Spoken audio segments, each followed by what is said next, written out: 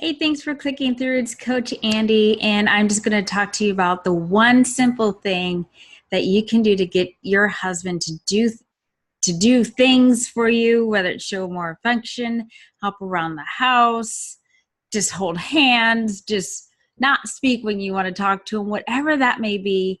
This one trick has worked flawlessly for me, and it literally took just asking one question, and I actually got what I needed for my husband. So, hey, this is, like I said, Coach Andy. And if you are not yet signed up for the webinar, how I went from F to fantastic in my marriage, be sure to sign up below. Okay, let's get right into it. I'm going to go pretty quickly, so go ahead and take notes if you need to. What I did was when I would go through life, and we have a lot of kids, and 4 or 5 kids at the time, and I could not. It felt like I was doing all the work. I was doing the cooking, cleaning. He complained that there's food on the wall. Why isn't it cleaned up when he got home? And I'm just like, could you just wipe it off yourself? There was one point in our marriage, he actually said to me, and I'm paraphrasing, but he actually said, hey, because I noticed that the baby at the time needed a diaper change. I'm like, hey, I'm cooking dinner. Could you, change the baby? And he's kind of like, you do it so much better than me. I was just going to wait for you to do it.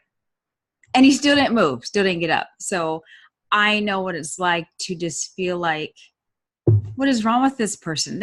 It's kind of helpless. You just don't know what to do. We've been asking and asking, and nothing seems to work.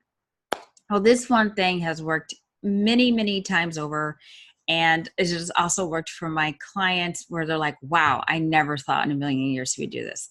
So here is the one question you want to ask your spouse to get him to do for you what you actually need him to do.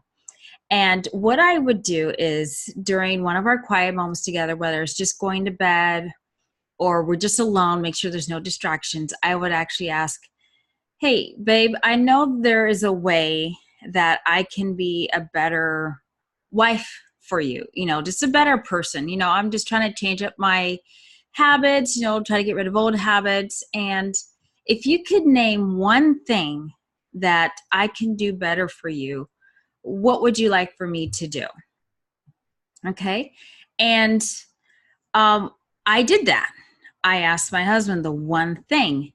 And one thing was like he brought up, and these are usually things I am completely unaware of, but he brought it up, and I think it had to do with how I responded to when he disciplines the kids and maybe I interrupt, and he really didn't appreciate that. And so I was like, okay, done. I can do that. Now, after you ask the question and he gives you an answer, now, not all the time, but sometimes the guys will reciprocate, and he's like, because he's like, wow, that's a really thought-provoking question. And he might be like, well, is there one thing I can do for you? Okay. If he does not ask on his own, there is no reason why you cannot continue the conversation and ask. If you don't ask, you won't receive. And so the second part, if he does not reciprocate right away and say, what can I do for you? You can simply ask, okay, you got your answer. Okay, babe, I got it. I'm going to work on that this week, especially for you. Would you be willing to do the same for me if I had one thing? Simple as that. Now, any loving husband, even a husband who just likes to be at home with his wife, will almost 99% of the time say, yeah, sure, babe, what is it? He probably won't think too much of it, but he's at least willing to listen, take advantage of that. Don't read into it too much. Don't assume he doesn't really want to do it. Get all of those thoughts out of your head and just get to the answer and to the question. And then say, hey, if you notice this around the house, I would appreciate it if this happened. Would you be willing to do that for me? Boom.